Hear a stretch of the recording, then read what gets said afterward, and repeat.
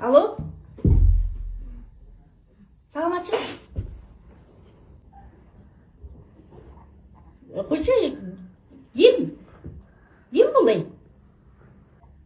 Койчу, кой балам, 35 жаштагы балдар менен таанышкан эмесмин, мен килеген чоң аялмын. Мен газетага менин номерум жазылып турбу. Не yaptır? Газетага номерум жазылып турат. Громкий аласыз? Эме балам, Громкий аласыз, не дадат? Я. Громкий аласыз? Громкий. Ким, эме, атың ким сен өзү? Айбек. Кагылай, мен килейген аялмын. Антип ким жазыптыр? Менин номерум ушуга эметип атасыңдар. Ошол номер жазып койчу. Кой, андай, кой, уят болуп мен килейген аялмын. Менин номерумду бирөө жазып койсо керек да.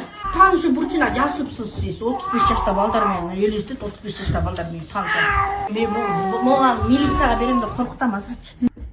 Алло? Алло? Саламатчылык?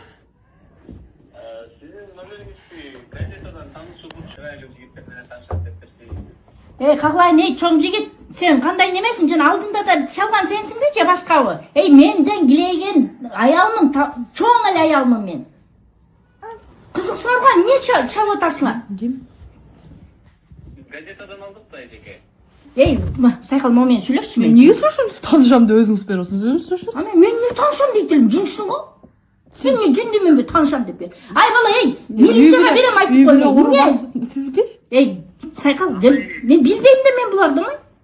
Кантип билбейсиз? Эме, чоң жигит. Мен азыр номерумду милицияга берем айтып кой. Эмне чоң аялдар кантип тийишип атасыңар? Газетага мен неге берет элем? Өткөндө могу Рамилчик мону кармап жүргөн бирдеке кылып связка тийсе керек да. Жок, ал жерге апа Рамил мен таанышам, үй бүлө урмаксатында деп жаза албайт. Бул жөн эле сториске киришип жүрмөк.